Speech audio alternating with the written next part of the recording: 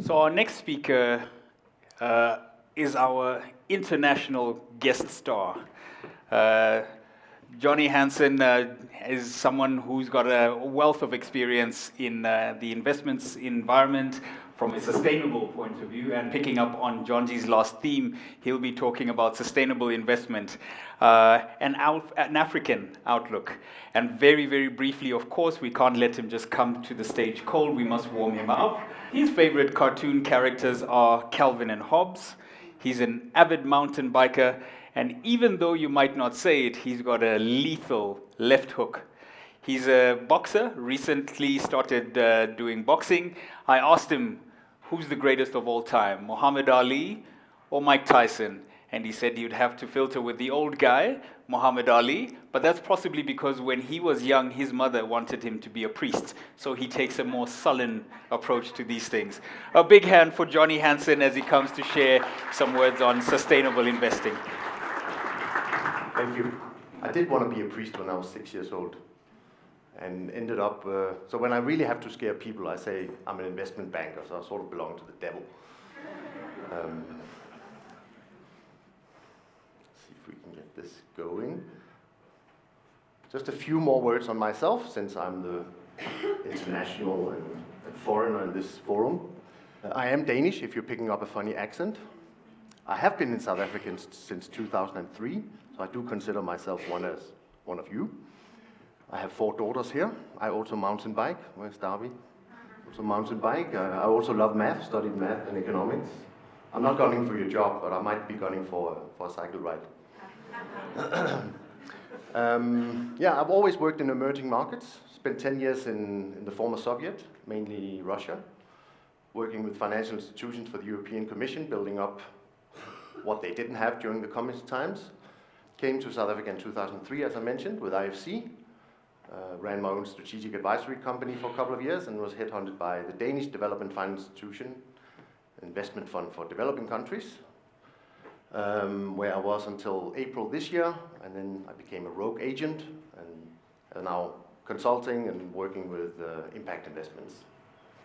So the dilemma when we talk about impact investments or sustainable investments, a dear child has many names, and I might be using them a little bit mixed, but they actually mean the same, is that there's this misperception that you either go for financial return or you go for impact or sustainability. And not only my claim, but actually thorough research, more than 2,000 studies, show that they actually go hand in hand. And maybe more so in the future, where we simply cannot ignore the 4 elements and the trends in the market. They do go hand in hand, and they need to be integrated. And I'm very happy to see you here, because I would actually go so far to say, you belong to the living. And those who are not here, or not buying into this, belong to the past, or the dinosaurs, and they will die out.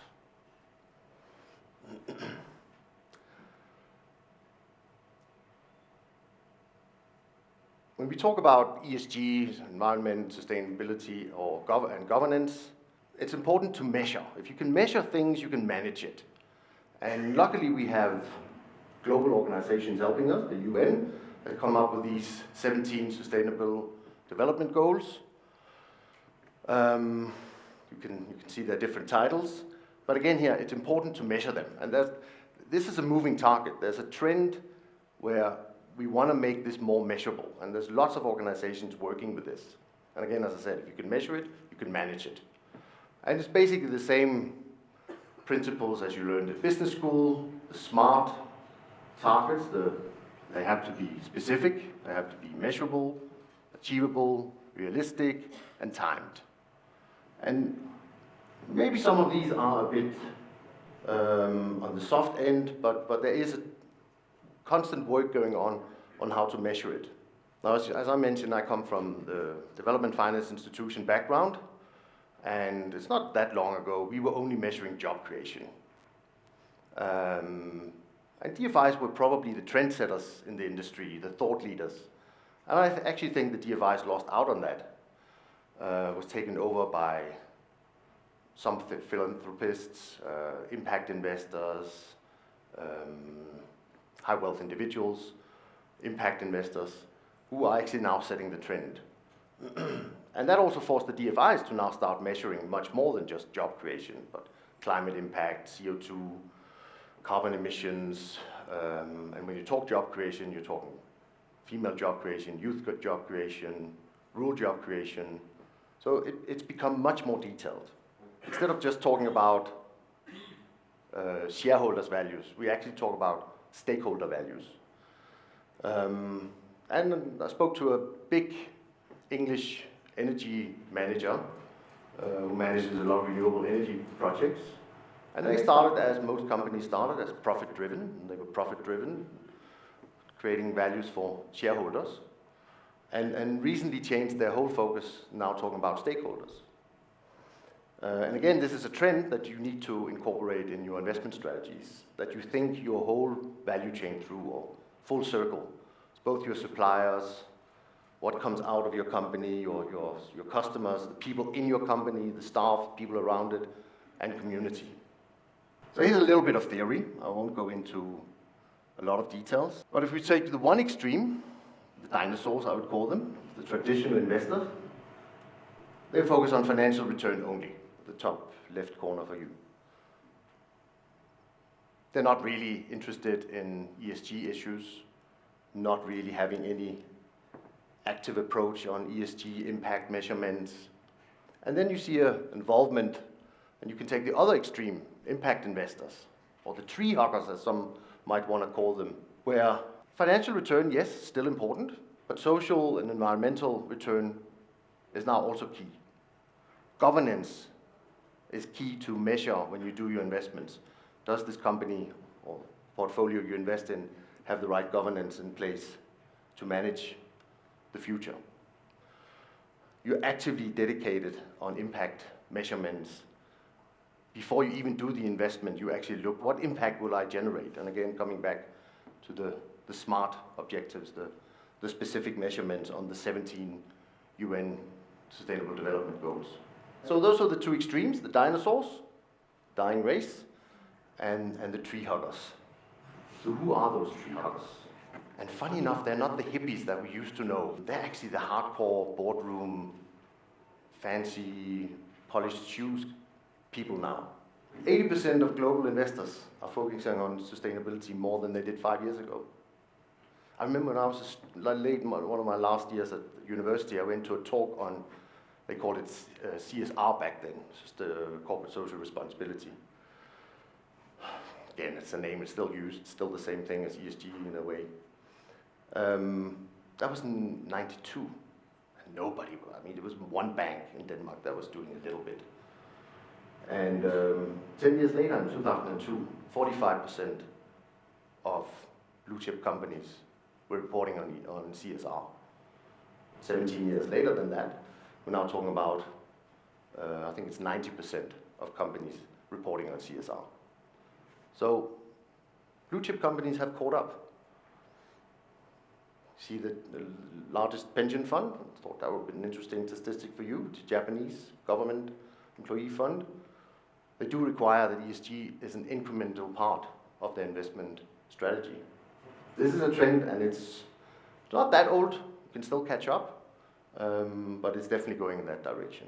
And as also alluded to early on, is it worth it? We want to create returns, we want to have a pension for our customers, but actually it shows us 2,000 studies, and there's a clear correlation that if you think sustainability, it goes hand in hand with your financial returns. And again, we see a trend. Next 30 years, 30 trillion US will change hands to the millennials, and they do think different from your current customers. So I've been in Africa since 2003, worked in Eastern Europe. So what does sustainability mean in an African context? I would actually go so far to say, in some sense, it's actually in our DNA. We do think community, or Ubuntu. It's not that much of, I would actually say European companies would have to make a bigger effort to include this in their thinking. It becomes part of their strategy, it becomes part of, they do it, but I would say we can also do it, and it actually comes natural to us in a way. And the trends are also, if we looked at AFCA, for example, the African Venture Capital and Private Equity Association, the trends are that African private equity funds are going this route. They are incorporating sustainability into their investment strategies, not to the detriment of financial return, but in line with financial return. Just before I let you go, I want to go through two specific examples. The Danish DFI did mainly do direct investments. So my main examples are from direct investments, investing into companies. We do also invest in funds, and it is a huge requirement that they do have the proper ESG structures. But also our direct investments, we look at thoroughly.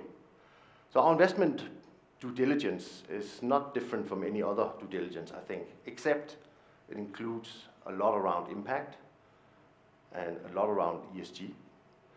So before we even start looking at a project, we do look at sort of the overall, do we think this is a good trend, good return, and what kind of impact does it create? And is this in line with the SDG goals? If it doesn't have that, it'll be excluded already in the pre-screening. If it includes it, we will go further, and we start looking at the more ESG issues. And here I would actually hone in on the G aspect of it, governance. Do you have proper governance in your companies? And yeah, I don't know if I'm talking to the converted, but to me it comes natural that if you have good governance, you can manage your company, you take it to the growth levels that you want to take, that you want to use that capital that's coming in and create the financial return. So G is a very, very important factor in the due diligence. And once we go to the final approval, we go a lot into details around how to report on it, how to monitor on it. So those are added aspects of a due diligence process and a financial close requirement. So I want to mention a specific example where I went through all this with a company in Zambia. We put up a huge fish feed factory in the middle of the forest. I actually went there when the forest was still there. Of course, we did consider the trees we were cutting down. And you really had to think carefully. At that time, it took more than an hour to drive on the dirt road to get to the site. Today it takes half an hour. We improved the road. It's still a dirt road. But if you're putting up such a large factory there, well, first of all, why do you do that in the first place? Well, your customer's just down the road, Lake Kariba. That's where you want to sell your fish feed to. So it makes market sense. It makes economic sense. But then can you recruit the right staff? Who on earth wants to live in Siyavonga? It's a beautiful little town, but I know I wouldn't. But can you attract the right staff? So that's another consideration you need to have when you're putting up such a huge plant in the middle of the forest. So we had to focus on the locals, because the locals are already there, starting to train locals. So training became an important element. Again, not just for the sake of training locals, but for the sake of recruiting the right staff, training the right staff. It's all part of the bottom line focus. We even put up a school down the road. That's really long-term thinking, because we're already thinking, if we want to keep good staff in the area, not run off to Lusaka or London or elsewhere, we need to educate these people, we need to have qualified people, we need to give an environment where people actually do want to live. They know they can put their kids to a decent school and not unfortunately, the government schools that are very poor. So these were really long-term thinking, 20 years thinking about putting a school in. But again, all bottom line focused. That was part of our due diligence process when we looked at this investment. Made financial sense, but without all these other factors, we wouldn't have done it. I want to mention another example, South African one, Protea Farm. I actually asked if I could have a tilapia fish with me up here and a Protea, but due to health reasons, that was not allowed. We were already in this Protea farm, and we were experiencing some problems. So just brief, we have a plantation, we're harvesting the proteas, and then we are binding the bouquets, shipping it off to mainly England at that time. Now with Brexit, we're trying to find other markets. So a lot of women work in this setup. They're just better at handling flowers and be a bit more gentle. We had problems with our productivity. Some of the good people we've trained didn't come to work when their kids were sick. Actually even had a work manager resign because a child was chronically sick. And that actually became a problem for us. So we decided to put a clinic and a little kindergarten on the farm. Again, that was of course an expense, but what we saw and what I had also hoped for was an increase in productivity. When there's Mother's Day around the world, we need to call in people for whatever day it is. It could be a public holiday or Sunday. They actually don't mind because they saw we invested in the community by putting up a clinic and a kindergarten. And staff satisfaction grew, productivity grew, our bottom line grew. So I actually want to say you can focus on ESG issues from a bottom line focus. You cannot ignore ESG issues in your investment strategies. So now you can go out and do your investments.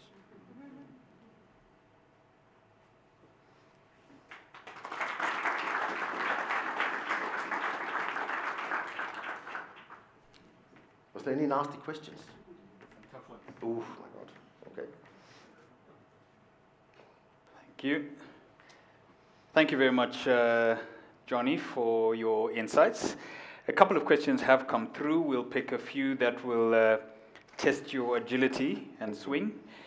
Is the industry really adapting for millennials? It's barely even speaking to them. What are your thoughts?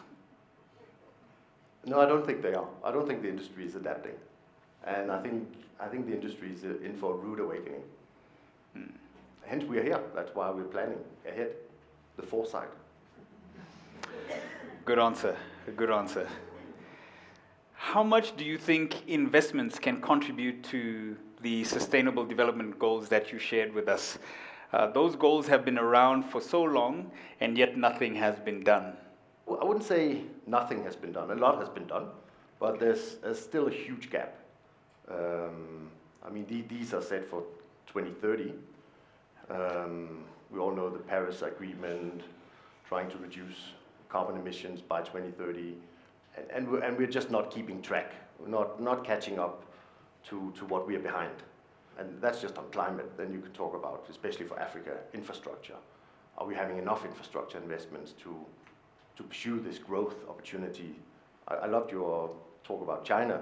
I couldn't help thinking of Africa. 1 billion people who want to consume.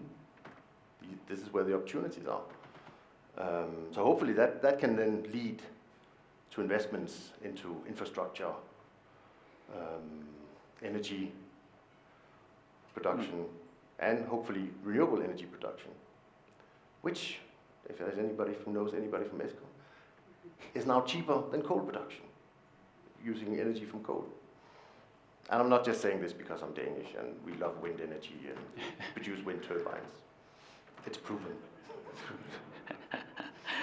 Picking up on that, there is a much bigger focus on sustainability now, and we're having the conversation around sustainable investment. But truly, how much traction has there been in terms of implementation, and could you give us a few more specific examples? Yeah, we do have many more specific examples on, and David also told me to hold back on some for the panel discussion. Fair enough. But for example, when we do invest in fund of funds, it is also one of the requirements that there are strong ESG considerations in those. So when they do then go and invest in investee companies, they can also help implement it. And we actually do help transfer knowledge from the limited partners to the general partners in how to manage this. The traction, it is coming, but I'm saying we are behind the curve and we do need to try and catch up. It's early days yet. It's still early days, and I was also alluded to earlier, it's really spearheaded now by impact investors, high wealth individuals who can afford to have a longer term view. But my statement here is that sustainability and financial returns actually go very well hand in hand, not just on the long term. So in fact, I'll paraphrase one of the questions here, which was asking, where would you place us in the South African context, in the spectrum from traditional to an impact investor, call it at premium level? Where would you place us in that spectrum? God, now I have to be very careful, because I'm still a foreigner, so even though I say I'm one of yours. I can't put you with the dinosaurs. And I honestly don't think you are, that South Africa are with the dinosaurs. We are somewhere down the line. I wouldn't call us ESG investors.